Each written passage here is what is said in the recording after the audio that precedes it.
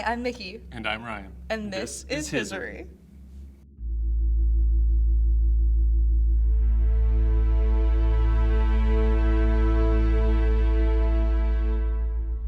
All throughout history, different cultures have believed in the paranormal. Divine gods, spirits, aliens, shaman, and witchcraft, just to name a few. Supernatural occurrences are reported all over the world and have become ingrained into pop culture. Since the beginning of humanity, people have been questioning the bigger picture of existence. What's really out there? Aliens? Ghosts? Bigfoot? Well, we wanted to try it ourselves in our own backyard. So come with us and explore the paranormal and macabre side of the great Midwest. Tonight, we're in a pillow fort to tell each other some spooky, scary, and weird stories. We'd like to be outdoors, but we can't. Mother Nature's a little bit relentless this time of year and unpredictable. So we brought ourselves indoors for you.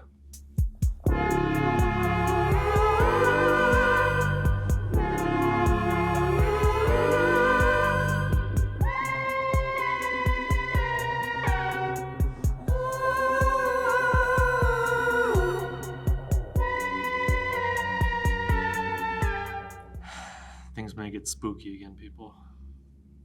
Or people just might be crazy. It's up for you to decide. Have you ever heard of the town Fergus? No. In Fergus, Minnesota, a town of just over 350, lurks a giant hairy man. That's not Bigfoot. That's not Bigfoot. That's not Bigfoot, okay. It is different.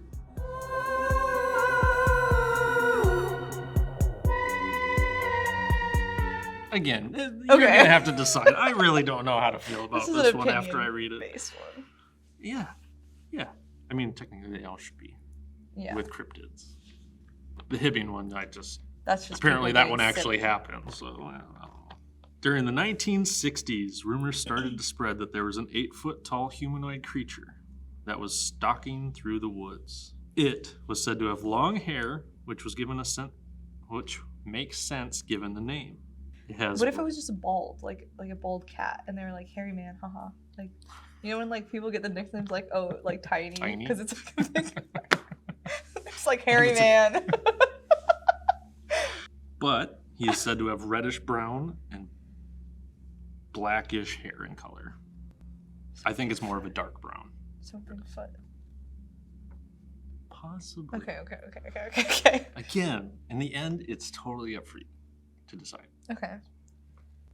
I'll share my opinions when we're done, I guess. But this next sentence won't help my case in telling you it's not Bigfoot. Because he smells musty, like mildew, and he's also seen barefoot. So, again. The next line, and he has really big feet. Okay, hairy, bipedal. Yes. Using my vocab word of the day, bipedal, and it's not big feet, and barefooted in the woods. And the musty smell. Sounds like Bigfoot. But okay, let's keep going.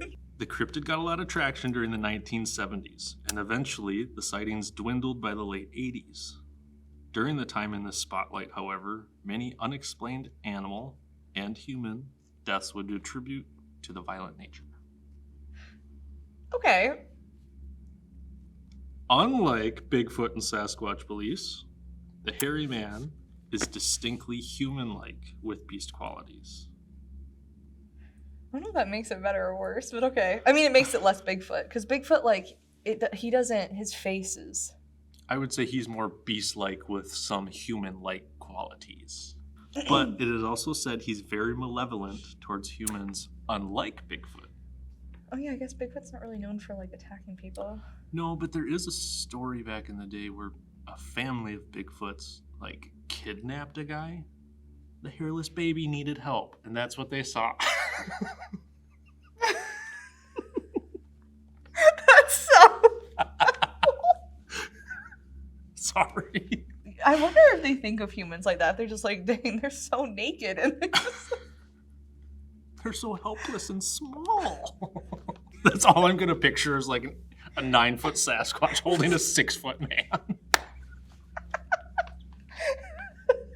hairy man is not the only legend from the area. Okay. The land is known to be a paranormal hotspot with haunted locations like Lake 7 and the Lost Highway. Okay, I've heard of the Lost Highway. Cheryl Hansen claims to have seen the beast as a kid while snowmobiling, stating, "We were snowmobiling around and around this old cabin we found. All of a sudden, a beast-like creature popped out of the cabin holding a huge stick. It had very broad shoulders, and I was trying to rationalize what it was. But what really stood out to me, it was barefoot in the snow." Well, that's one of the things that makes me think it could be just a dude. Just never shave. Mm-hmm. It could be done.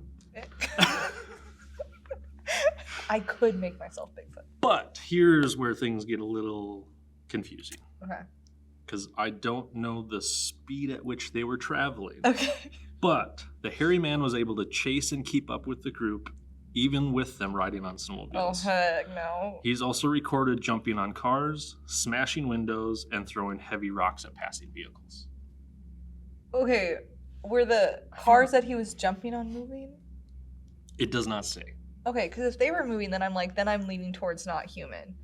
But like, otherwise, I think I could jump on top of a car if I had enough adrenaline and if I was like taller. Mm-hmm. I think I could do that. You know? Well, and if you're throwing like big rocks at passerbys, like how has no one reported? Like, well, why isn't there more reports?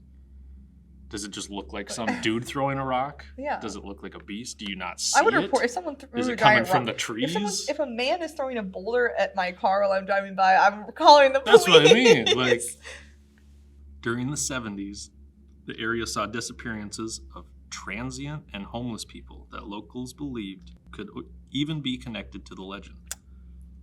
Oh, okay. Sorry, continue. A local also found a human-like skull in the woods near the sightings, but never turned it into authorities. Oh. So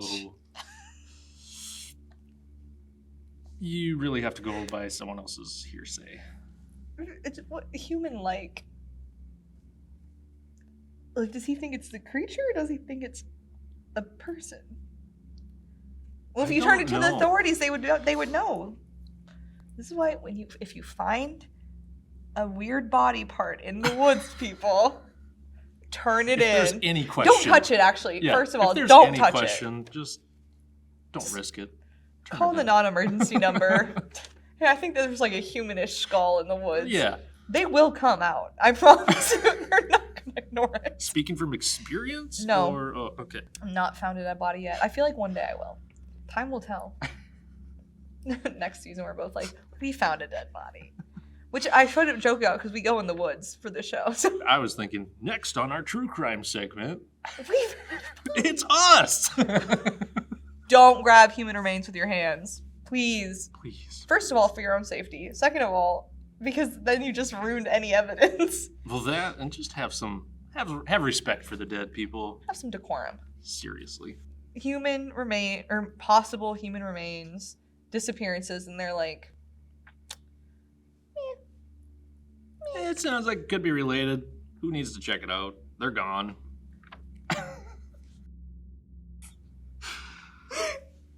It was a different time. It was the 70s. Yes.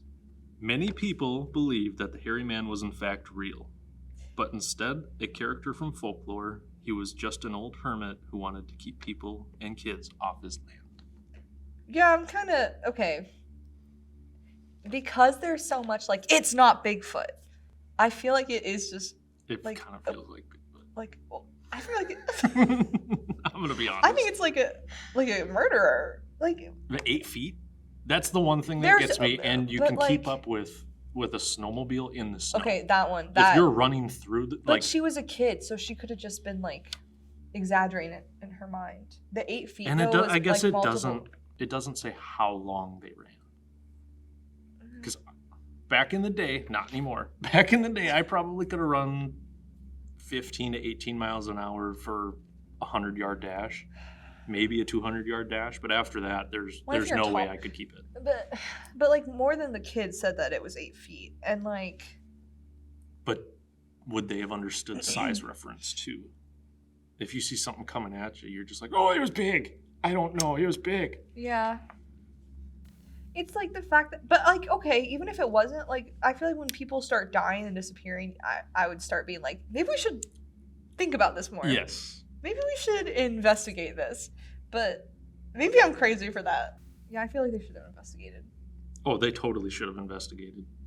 100%. And again, if you find a skull, just And I'm just really tell curious. someone. Was it just one? I feel like it could have been a whole body, but they were like, no. But also animals, just like when someone dies in the woods, their animals scavenge, obviously. Yeah, and it goes fast. So it could have just been it could have been the skull just by itself, I guess. But then again, we'll never know because some person picked it up and took it and didn't tell people. Well, it just says he found it. It doesn't say he took it. I feel like. And it just says near the sightings. I bet For he which took it. sightings? But if it's some old guy who's living in a cabin and is just like having a heart attack and trying to get out and dies in the yard, why couldn't it be that? Yeah, I guess. Which is like it's not mutually exclusive. Like. Yeah. I don't know. I don't know either. Guess we have to go to Vegas.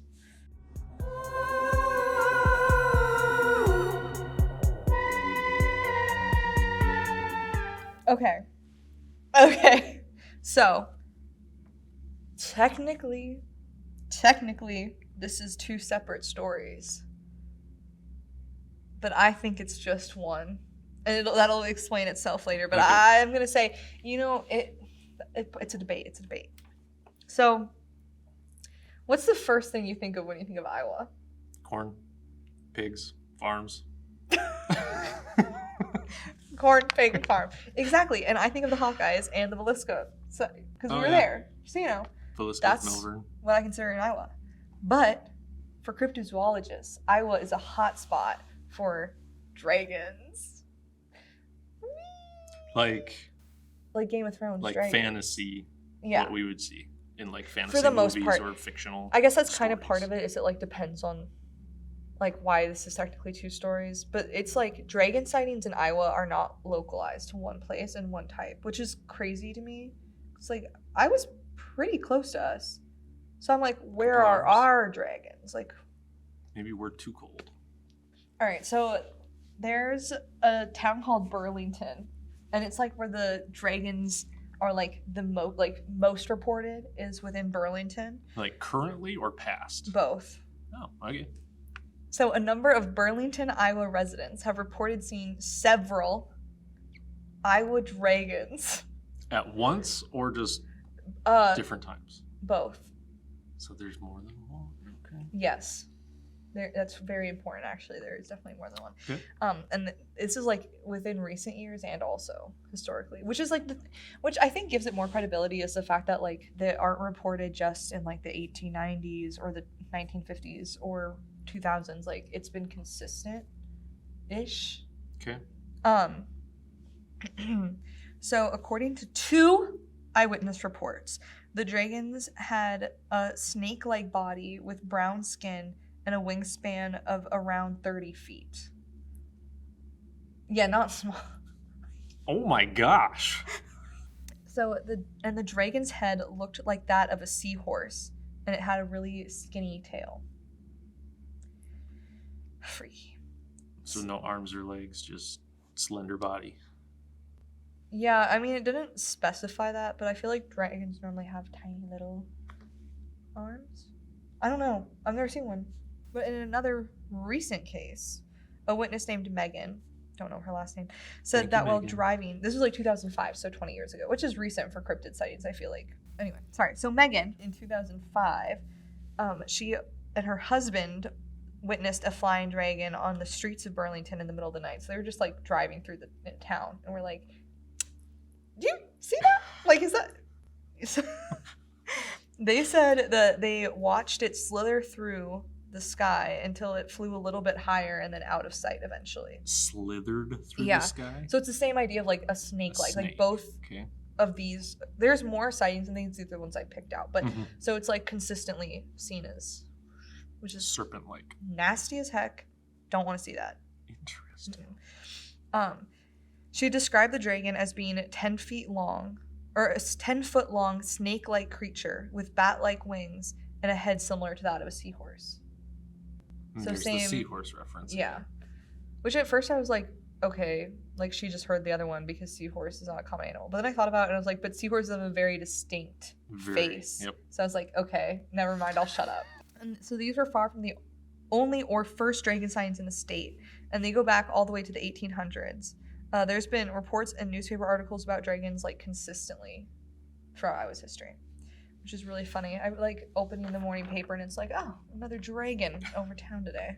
Like, what the fuck am I doing with that? Not front page. It's just a little article on the side. It really is though. Like it's not like the like when I was going through newspaper.com and it would be like little like oh my god. How did that even? Okay, sorry. That was actually. That was perfect. Wait, how did that happen? Okay, dragons. What about flying animals? Seahorses. Seahorses in the sky.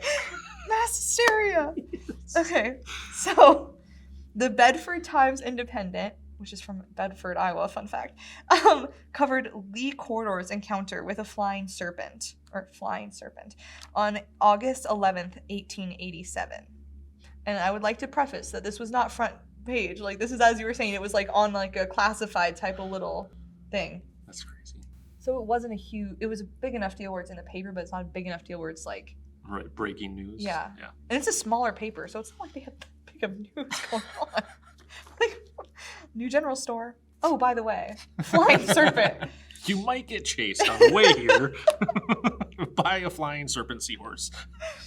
So, in his statement, Mr. Lee said, withering and twisting, with protruding eyes and a forked tongue, great scales which glistened in the sunlight, which also says during the day, which is like more, anyway, covered its huge body, which appeared to be flat and nearly a foot in width.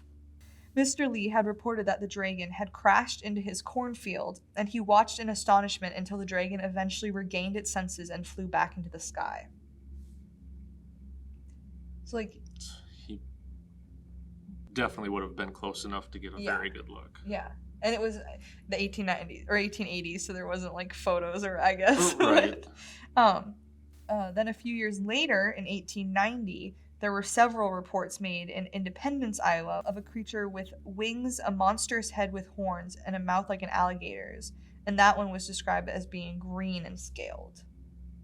So we have brown, gray, and green? Yeah.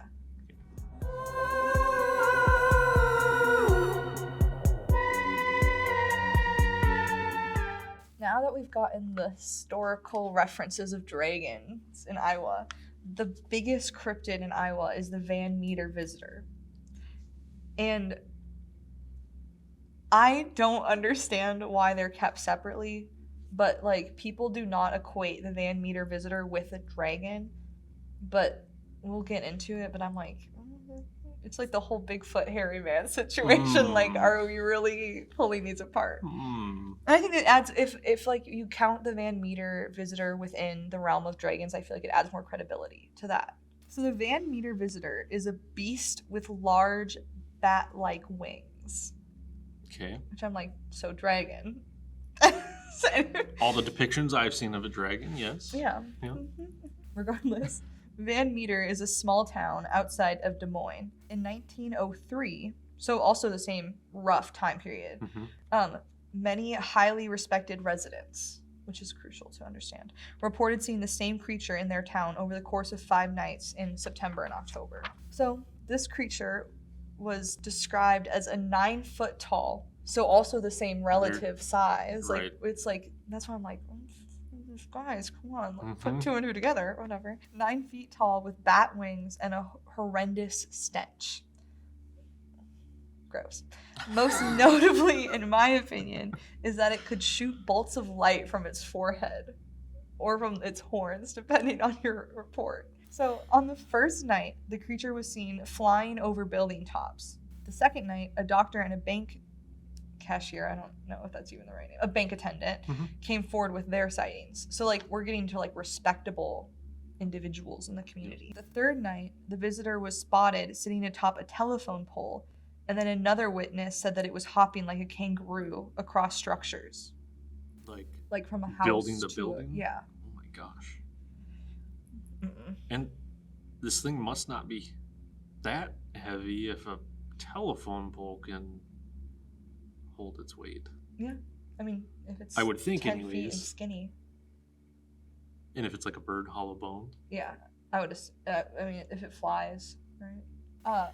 So that same night, the third night, a school teacher also reported seeing it, and they described the visitor as the devil. Like, they thought, oh my gosh, the devil is here. Well, now you have a teller, that's the word. Now you have a bank teller, a teacher, and a doctor as, like, all eyewitnesses. Which, I mean, all towns have people in them that it's like, oh, they just say stuff sometimes, but, like, these are people that have something to lose. They would lose stuff if their credibility was questioned. So it's like, I feel like there's more to it. 3 nights of mild panic. People started to get fed up with it, and they were like, we need to deal with this creature. Which is like, okay, hairy man killed people, and we're not dealing with that. But this poor bird thing is just in our sky. There's only 350 people there. There's 3 cities involved here. But regardless, the town was like fed up. They were like, the panic is annoying. We're done with this creature. So a mob of townspeople stalked it. Like, one person they had like people graphing the town. Someone saw it. They were like, everyone get over here. So then the mob found the creature, and then they followed it back to an abandoned coal mine. And then I'm confused at this point, because I think that this is like definitely a situation where it was just different reporters saying the same event but differently, so the timeline kind of got messed up. Okay. But so townsfolk reported noises, and the quote from the Des Moines Register or Daily News is that presently the noise opened up again as though Satan and a regiment of imps were coming forth for battle from the coal mine. So they followed the creature back, and then they heard noise opening up again as though Satan and a regiment of imps were coming forth for battle. Which is like, what? First of all, back to the devil conversation. Second of all, how do you know what that sounds like? It's like, what are we Who are these people, and why do they have that knowledge? And this is what I'm confused about. So, like, that happened. So they were at this coal mine. They heard that. And then at some point, the creature came out. So the visitor came out that everyone had seen, but it came out with another smaller version of it. So there was multiple. Okay? And then there was, like, a flash of light. And my assumption is it was from one of their foreheads. Like, I don't know. And then they just flew away. Okay? And then the mob stayed overnight. Which, like, okay, makes sense. Like, you stalk something back. So they stayed overnight with weapons. Okay. Until the creatures returned. And, like, I guess they just let the creatures go back in the cave. And the creature, like, they just went. Like, I'm, like, confused why they would have left and came back. Or, like, what is that? But one way or another, creatures in the cave, townspeople, weapons. They were like, you know what we got to do? Blockade them. So they took all of these, like, supplies and barricaded the creature into the cave. And they ever opened it up? Yes. So honestly, I feel kind of bad for it. Like, I just well, I mean, if you didn't bother anyone. Well, exactly. It was just like it wasn't like it was hurting anything. It just minded its own business, and they were like get in the cave and die in there. I was like, whoa! It's like a poor animal. It's an animal. Like, I don't know. And that's just okay. And at some point, people were shooting at it, and like I'm not exactly sure when that was, but it was reported that bullets just like kind of annoyed it. Like it didn't. Like if they shot at it, it just kind of like they like hit it and then fell off, like it was too thick. Or ricocheted. Or, yeah, like scales, like that. Yep. So it would be like annoyed, but then it didn't attack them. So I'm like, so even provoked, this thing didn't hurt you. It just wants to avoid you. Yeah. So like, what is your problem? I kind of think it's probably a pterodactyl that just didn't die with the dinosaurs. From the reference like drawings that they have of it, it does look like a pterodactyl with horns. The only thing I would question would be the horns. Like, I know they typically had a protrusion on the back. Yeah, they have, like, a back one. Yep. But normally it's, like, it's, like, 2 of those. Which I'm like, okay. Most people, I think everyone saw it at night. So maybe it was just too dark. But then the light from the forehead. And the guy who's out on his field. That's a different town. Oh, you're talking just Van Meter. Okay. Because people think that Van Meter's not a dragon. And I'm like, well, yes, it is. I don't know what classifies as dragon, though. Like, I don't know the guidelines to follow. I don't think we have one. Unless maybe you find like a cryptozoologist who has done their fair share of research and put something together. I really don't think you'd find anything. There's so much we don't understand about the world. Who am I to say if there's dragons or not in Iowa? There's too much history that's got no written record. I do think the Van Meter visitor happened. I don't know what it was. I kind of think it was just a species that was either going extinct or I don't know, just something. Like, I'm not going to say it's a dragon. It's because how many people over multiple days saw it and like a mob of people. That's a lot of commitment. Oh, but so yes, they did dig up. I forgot about that. They did dig up the cave and they never found anything in it. But they also like say they kind of thing is they've done excavations and they didn't find anything in the cave. But also like it was an old coal mine, so a lot of it was damaged at the point that they only opened it like a decade or two ago. Like it wasn't. It was recent. And then the other issue is like it's a cave system, so you can get There's through more the than likely. cave. Yeah. Yeah. So. What do I know? I don't know. I think we gotta go explore. I'm not going to put me in that cave. I'm not going. You can go into the coal mine. Thank you for joining us around the fire for some spooky and weird stories. If you like this episode, like, comment, and subscribe down below.